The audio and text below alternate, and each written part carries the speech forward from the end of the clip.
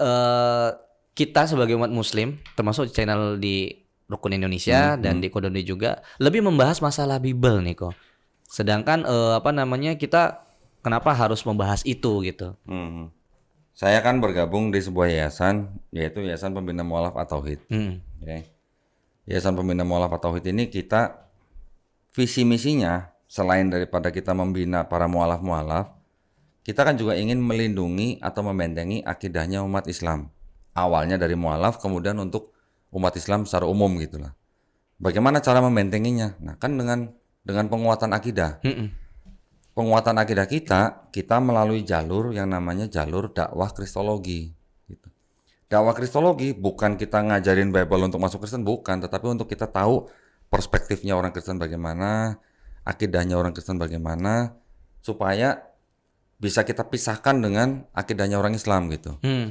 Jadi kita masih sama-sama tahu lah, sampai sekarang itu masih ada yang namanya upaya pemurtatan. Ada dong. Iya. Karena orang Kristen mempunyai perintah atau yang disebut dengan amanat agung. Mereka akan berusaha sedemikian rupa supaya orang yang belum masuk Kristen masuk Kristen gitu. Itu kita berasa banget waktu ke Pak Yo ya di Bayat Klaten itu. Itu baru anak teman-teman rukun itu ngerasa benar ternyata secara di lapangan luar biasa. Bener kan? Nah, jadi karena masih ada upaya seperti itu yang sebenarnya itu melanggar aturan pemerintah. Kita melakukan upaya dengan berdakwah kristologi. Tujuannya berdakwah kristologi itu adalah untuk membentengi akidah umat Islam. Supaya apa? Supaya tidak mudah dimurtadkan gitu loh. Artinya tetap ini sahabat rukun kita masih dalam konteks kajian di wilayah Islam gitu ya artinya gitu kan. Kalau misalnya mungkin ada di ranah pendidikan kan perbandingan agama gitu ya.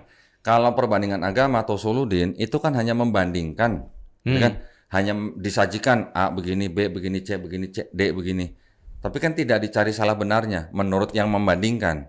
Tapi kalau kristologi kita atau sebut dengan kritik kristologi, kita bisa membentengi akidah umat Islam itu dengan cara memberikan kritik terhadap kristologi itu gitu. Yang masuk akal gitu. Jadi sebenarnya kajian kita ini adalah kajian yang disebut juga kajian dakwah tauhid.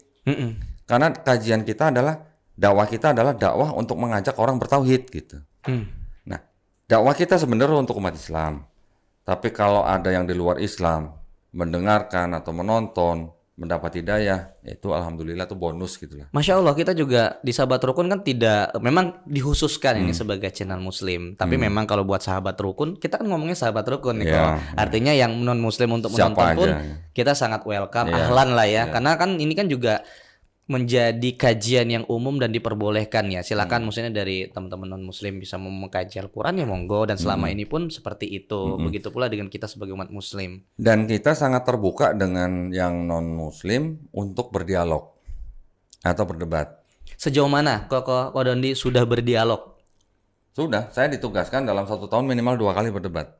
Face to face ya, tatap muka ya, bukan online, bukan Zoom, bukan. Kalau Zoom kita tahu lah kendalanya banyak kan ya, sinyal lah apa segala macam. Tapi kalau kita face to face, hadapan-hadapan, mau lari kemana gitu, nggak ada alasan gitu. Tinggal buka-bukaan aja, buka-bukaan Bible aja gitu.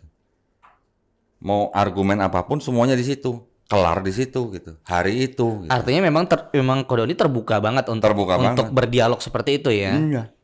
Justru malah saya mengajak, tapi saya mintanya pendeta ya, bukan evangelis. Harus pendeta yang punya jemaat gitulah. Kenapa? Ya secara pengetahuan dan lain sebagainya. Iya dong, pasti kan kalau pendeta punya jemaat kan pasti punya pendidikan yang formal gitu kan. Jadi kita ajak supaya kita bicara secara mau teologis boleh, mau apa istilahnya, mau kritik teks boleh gitu. Itu kita semua sudah persiapkan gitu. Silakan kita tinggal buka-bukaan aja, tinggal buka-bukaan Bible. Ini ayat asli apa enggak gitu aja buka-bukaan. Iya. Iya kan? Bener. Nah, yang kita tuju atau yang kita serang itu bukan pribadi pendetanya, enggak. Kita masih berteman baik atau bisa ngopi bareng masih bisa. Tapi yang kita serang adalah argumennya. Nah, tujuan kita untuk siapa debat ini? Untuk penonton gitu. Penonton silakan perspektif sendiri masing-masing, tidak perlu dipaksa, tidak perlu ini. Kalau untuk umat Islam ya mudah-mudahan imannya makin tebel gitu ya. Untuk yang non-Islam ya insya Allah terbuka secara pemikiran gitu ya. Iya. Saya udah 2 kali debat online yang face to face begitu. Bukan online, offline. Offline. Yang face to face begitu. Dan memang sangat efektif buat kita. Nggak apa-apa biayanya besar, nggak apa-apa. Kita mengeluarkan biaya. Oh, jadi yang mengeluarkan biaya juga dari Gera Mu'allaf tuh. Biasanya awal kita tawarkan sharing. Oke. Ya, masing-masing biayanya tanggung bersama gitu. Tapi kalau ternyata dia mau tapi nggak punya biaya, ya akhirnya kita yang biayai tapi dengan kondisi dan syarat tertentu gitulah. Gitu. Contoh misalnya siar menayangannya siapa yang punya hak siar gitu. Oh, Gitu oke. aja. Oke. Nah, ini merujuk nih kok terhadap kajian. Tapi kan kita kan memang batasan dalam kita mengkaji kan kita tidak boleh menghujat, ya, boleh. kita tidak boleh menghakimi ya. Memang secara ini spesialis yang kedua ini bicara lewat teks ya. Di Yayasan Gera Mu'allaf kita juga sebisa mungkin tidak boleh menyerang atau menghujat pribadi dan sesembahan mereka. Itu nggak boleh. Dan itu kan juga dilarang di dalam Al-Quran. Iya, kan? iya. Kita sebagai umat muslim dilarang itu. Kita tidak boleh memaki sesembahan orang lain supaya orang itu tidak memaki sesembahan kita tanpa pengetahuan. Gitu. Jadi kita juga tidak boleh menyerang pribadi pendetanya, nggak boleh. Kita harus berteman baik dengan setiap orang gitu, entah apapun latar belakang dan agamanya gitu. Tetapi yang kita harus kedepankan adalah ilmiahnya, gitu. Tidak semerta-merta Bapak ini pagan misalnya, nggak boleh begitu. Iya. Yang kita serang adalah ajarannya gitu. Ngerti, paham. Gitulah kira-kira. Jadi kita bukan mau mencari permusuhan, bukan. Tapi kita mau membicarakan sesuatu yang masuk akal gitulah. Iya. Ya, logis secara gitu. logika. Nah. Tapi kalau misalnya ada statement jangan semua ditafsirkan secara logika dong gitu. Oke, nggak apa-apa. Tinggal kita lihat tafsir itu tafsir yang resmi itu bukan, tafsir siapa gitu. Jangan tafsir orang dipakai atau dipelintir gitu. Karena kita harus tahu juga di dalam Bible ini, tadi kan saya bilang ada perjanjian lama, perjanjian baru. Yang perjanjian lama ini kan punya siapa? Asalnya dari kitab apa dan punya siapa gitu. Kenapa ditafsirkan oleh mereka menjadi sesuatu yang sangat berbeda gitu. Itu kan yang harus kita bisa buktikan gitu. Ya. Kalau udah jelas bahwa perjanjian lama ini adalah milik orang Yahudi, di mana orang Yahudi ini juga punya tafsir sendiri, punya perspektif sendiri, terus kemudian diterjemahkan ke bahasa Yunani, ada kata-kata yang dirubah, kemudian ditafsirkan ulang oleh mereka, yang dibikin seolah-olah bicara mengenai Yesus di perjanjian baru gitu. Nah, ini kalau begini gimana? Apakah ini murni punya orang Kristen kalau begitu? Kan enggak. Nah, ini yang harus kita bisa perbincangkan. Artinya ada sesuatu yang tidak murni lah di dalam Bible mereka gitu. Dan monggo di cross check sendiri. Dan monggo gitu di cross check. Kalau misalnya mereka juga menemukan sesuatu yang diduga tidak murni dalam Quran, kita juga sangat menerima kok. Kita tinggal tarik aja tafsir-tafsir dari ahli apa? Dari ahli tafsir Islam kan, gitu. Sejarahnya juga boleh ditarik. Quran ada nggak, nyomot mana gitu, kitab siapa gitu dicomot ada nggak gitu. Kalau kisah-kisah di dalam Quran yang nama profilnya sama dengan yang di dalam Bible, itu bukan berarti kita jiplak. Nah, itu juga salah satu komentar yang nauzubillah sih, subhanallah banget sih. Sekarang kalau dibilang Quran jiplak Bible, ya oke. Kalau dibilang Quran jiplak Bible, di Quran ada nggak cerita Nuh mabok anggur? Enggak. Telanjang? Enggak. Ada itu di Bible ada? Ada.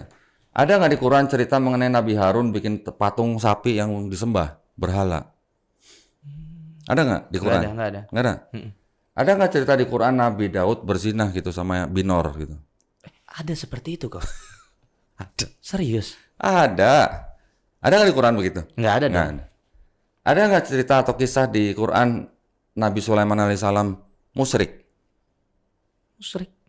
Musyrik? Nggak ada lah pasti. Ada nggak? Nggak ada. Di Bible ada. Ada nggak kisah di Quran Nabi Ayub diuji, kemudian menyalahkan Tuhan karena Tuhan yang menguji dia gitu? Nggak ada. Justru malah di situ kalau perspektif Islam ya yang saya pelajari, tentunya sabar, kemudian bertakwa kepada Allah dan menyerahkan segala urusannya kepada Allah.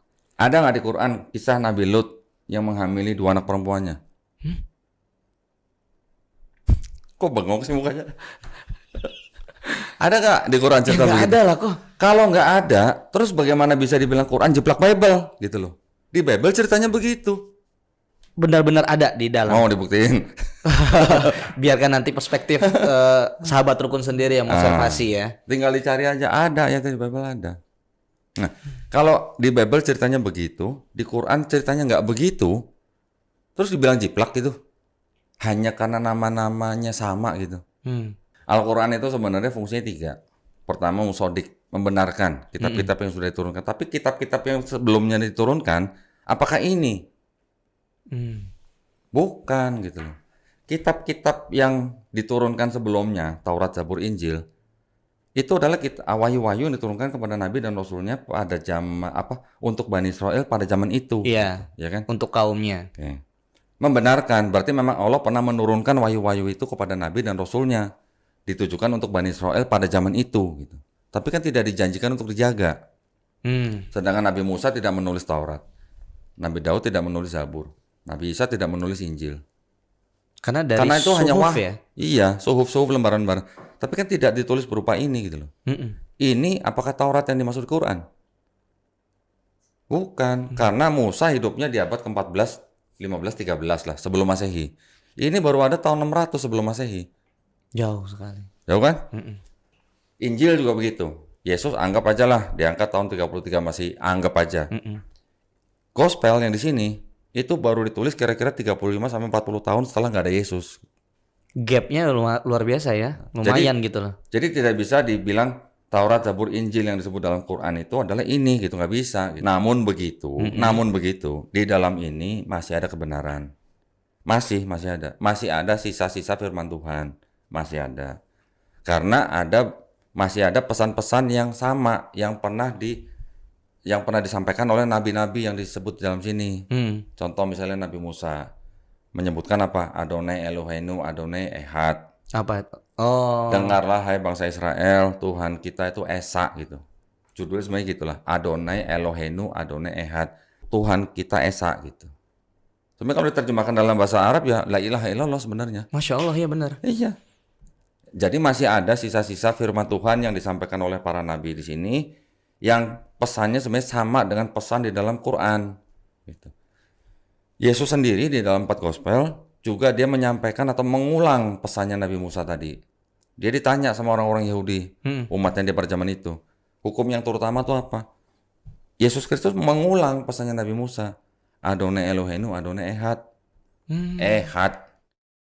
Kita kul huwallahu ahad. Ahad, ehad. Mirip kan? Itu adalah bahasa Semitik sebenarnya. Bahasa serumpun. Iya. Kayak kita sama Malaysia lah. Ehad, ahad. Maknanya sama. Ya cuma satu gitu. Nggak ada duanya gitu. Duanya aja nggak ada, apalagi tiganya gitu. Iya. Benar.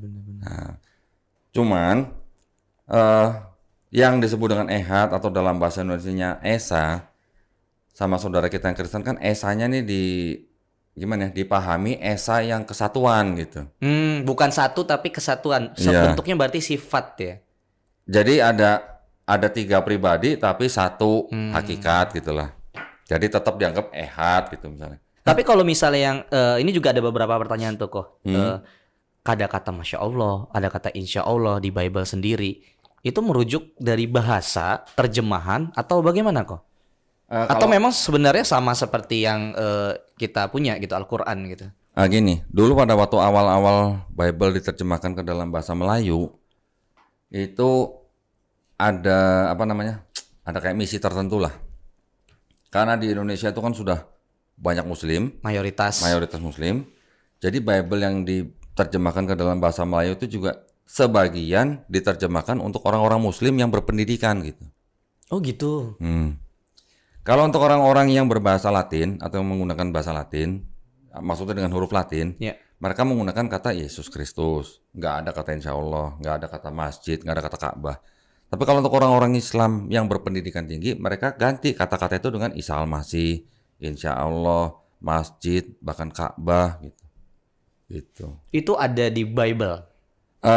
Itu ada di catatan orang yang menerjemahkan Bible. Nah, namanya Klinkert, orang Belanda yang menerjemahkan Bible ke dalam bahasa Melayu gitu. Itu udah pernah kita kaji sama Profesor Menem Ali itu. Pak Ali punya bukunya. Masya Allah. Saya punya Bible-nya gitu. Ini kayak gini-gini nih, yang tua-tua nih. Yang ini ya. Ini tahun 1960-an, 70-an ya. Ini ada yang tahun berapa nih? Ini 54. Ini di dalamnya ada kata Ka'bah, ada kata masjid, ada kata insya Allah. Oh ya itu yang kemarin sempat kita buka ya. Iya. Ini 1954 nih. Jadi memang kan misinya saudara kita yang Kristen kan memang ingin mengkristenkan semua orang. Karena misi dari salah satu ayat yang memang menjadi tanggung jawabnya ya. Amanat Agung. Matius 28:19. Karena itu pergilah. Jadikanlah semua bangsa muridku. Muridku itu maksudnya murid Yesus. Baptislah mereka dalam nama Bapa dan Putra dan Roh Kudus. Ternyata ayat itu menurut kalangan Kristen sendiri yang mendalami ilmu kritik teks, ternyata ayat itu adalah ayat sisipan. Oh, itu yang saya baca di ya. Di abad kedua, iya. Abad kedua itu ya kok ya. Di abad kedua. Nah, jadi, itu untuk mengonfirmasi buat sahabat rukun gimana kok? Buka aja Katolik Encyclopedia. Katolik Encyclopedia. Iya. Yang nulis Katolik Encyclopedia loh. Bukan Islamic Encyclopedia loh. Iya. Katolik, dan itu banyak sekali, nggak cuma Katolik Encyclopedia. Saya bisa bukain satu-satu nanti kalau mau ini. Encyclopedia of Religion and Ethics itu juga mengatakan begitu. Kemudian beberapa komentari itu tafsir ya. Itu tafsirnya. Bible, ya. Terus ada lagi Katolik Encyclopedia volume kedua halaman 263 juga begitu. Formula baptis ini dirubah dari nama Yesus Kristus menjadi Bapa dan Putra dan Roh Kudus oleh Gereja Katolik di abad kedua. Itu bisa online aksesnya kok? Bisa, tinggal cari aja Katolik Encyclopedia. Dan ini banyak sekali, kalau mau bacain nggak kelar-kelar ini. Dari International Standard Bible Encyclopedia, bahkan dari Bible sendiri yang New Revised Standard Version juga mengatakan begitu. Dan dari Bible komentari banyak banget. Bahkan ada buku yang kita pernah lihat, Five Gospel. Aduh, gua nggak bawa ya Five Gospel ya. Wah, nggak bawa nih kok. Five Gospel itu berani menyatakan bahwa Matius 28:19 itu tidak mungkin berasal dari Yesus gitu. Karena Yesus tidak membawa institusi. Jadi ya kalau buat teman-teman kita yang Kristen ayat sisipan, ayat tambahan itu tidak bermasalah, tapi tidak penting. Karena sudah tidak bisa menjawab, akhirnya bilangnya tidak penting. Ya monggo-monggo aja, tapi jangan dalam tanda kutip tuh merayu-rayu orang yang sudah beragama untuk masuk agama mereka gitu loh.